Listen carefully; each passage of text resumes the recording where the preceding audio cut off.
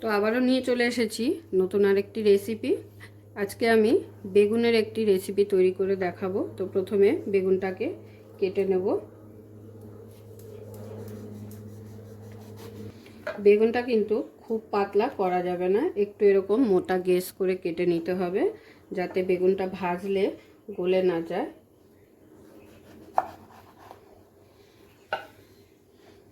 এই শেপটা দিলে বেশি সুন্দর হবে, তো সেই জন্য আমি এই শেপ দিয়েই সবগুলো বেগুন কেটে নেব। তো সমস্ত বেগুন কেটে নেওয়া হয়ে গেছে, এই দেখুন। এবার আমি বেগুনগুলোকে একটা পাত্রে তুলে নেব। আর লাগছে আমার এখানে আলু আর টমেটো। তো আলুটাকে আমি কেটে নেব, আলুটাকেও এরকম লম্বা শেপ দিয়ে কেটে নেব। তো সমস্ত কিছু কেটে নেওয়া হয়ে গেল, এবার আমি রান্নাটা শুরু করব। তো আমি এবার বেগুনের রান্নাটা শুরু করছি। তো এখানে কড়াই বসিয়ে দিয়েছি, কড়াইতে দিয়ে দেবো সর্ষের তেল। তো তেলটা কিন্তু গরম হয়ে গেছে, এবারে আমি প্রথমে আলুগুলোকে ভেজে নেব। আলুগুলো যাতে ভাজতে ভাজতে প্রায় 60% কুক হয়ে যায়, তো সে কারণে আমি দিয়ে দিচ্ছি এখানে সামান্য পরিমাণ একটু নুন।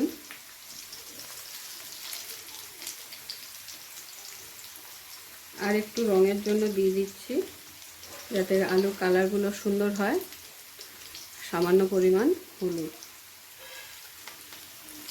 তো দেখুন আলুগুলো সুন্দর লাল লাল করে ভেজে নিয়েছি। এবারে আমি সমস্ত আলুগুলো একটি প্লেটে তুলে নিচ্ছি। এই একইভাবে বেগুনগুলোকেও ভেজে তুলে নেব আগে।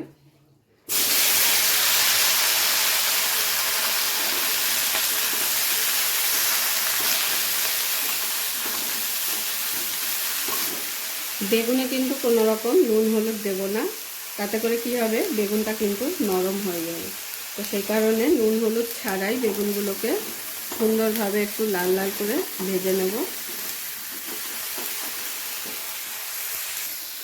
তো বেগুনগুলো সুন্দর লাল লাল করে ভেজে নেওয়া হয়ে গেছে, কোনো রকম কিন্তু নুন হলুদ দিইনি বেগুনে। এবার আমি বেগুনগুলোকে তুলে নেব একটি পাত্রে।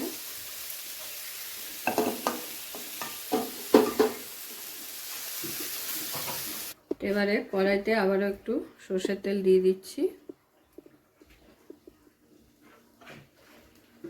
তো তেলটা গরম হয়ে গেছে, এবারে তেলের মধ্যে দিয়ে দিচ্ছি সামান্য পরিমাণ গোটা জিরে ফোড়নের জন্য, আর দিয়ে দিচ্ছি একটা তেজপাতা, আর দিয়ে দিচ্ছি দুটো এলাচ। এবারে খুব ভালো করে ফোড়নটাকে একটু নেড়েচেড়ে নিয়ে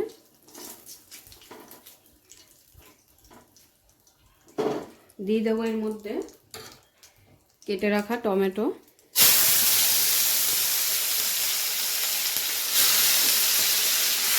টমেটোটাকে একটু ভেজে নিয়ে এরপরে এর মধ্যে দিয়ে দিচ্ছি কিছু গুঁড়ো মশলা অ্যাড করে।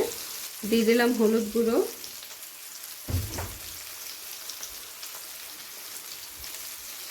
ধনে গুঁড়ো,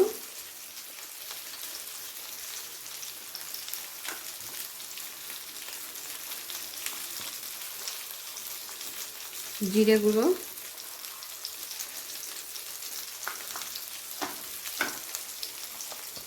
আর দিয়ে দিচ্ছি রঙের জন্য একটু কাশ্মীরি লঙ্কা গুঁড়ো, আর দিয়ে দেবো পরিমাণ মতো লবণ। এবারে সমস্ত মশলাগুলোকে টমেটোর সাথে ভালো করে কষিয়ে নেব। দিয়ে দিচ্ছি সামান্য পরিমাণ মিষ্টি।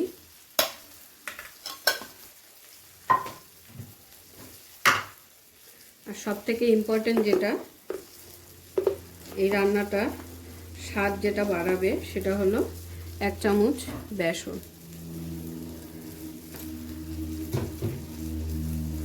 এবারে খুব ভালো করে সবগুলোকে একসাথে মিশিয়ে নেওয়ার পরে দিয়ে দেবো এখানে সামান্য পরিমাণ জল, যাতে মশলাটা পুড়ে না যায়।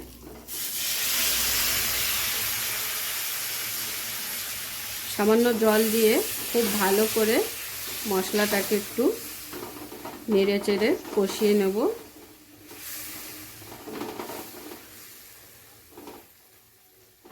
খুব বেশি জল দেওয়ার কিন্তু প্রয়োজন নেই, সামান্য জল দিয়ে এইভাবে মশলাটাকে ভালোভাবে একটু কষিয়ে নিলেই হয়ে যাবে। এবারে দিয়ে দেবো ভেজে রাখা আলুগুলো।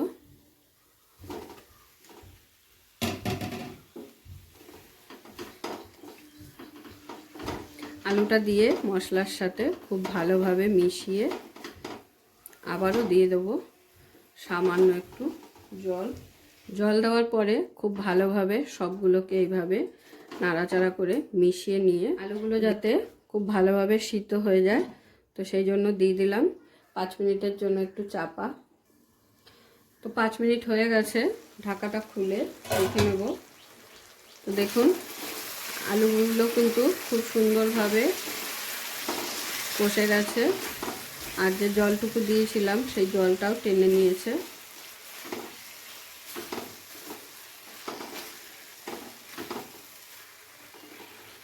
তো এবারে বেগুনগুলোকে দিয়ে দেবো, ভেজে রাখা বেগুনগুলো, আর দিয়ে দেবো সামান্য পরিমাণ একটু ঘি।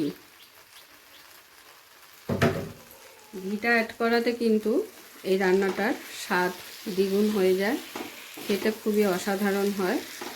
অবশ্যই সকলে একবার ট্রাই করবেন। সমস্ত কিছু খুব ভালোভাবে মিশিয়ে আবারও দিয়ে দেবো ঢাকা। প্রায় 5 মিনিট হয়ে গেছে, আমি বেগুনটা খুলে দেখে নেব। তো দেখুন বেগুনের চারিদিক দিয়ে কিন্তু খুব সুন্দর তেল বেরিয়েছে, আর বেগুনটাও প্রায় হয়ে এসেছে। তো একটা আলু আমি একটু চেক করে দেখে নেব চামচ দিয়ে।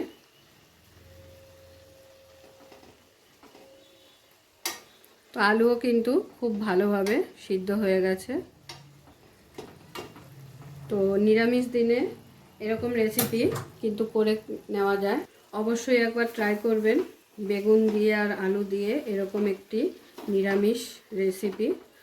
আশা করি আপনাদের ভালো লাগবে, খেতে কিন্তু অসাধারণ হয়।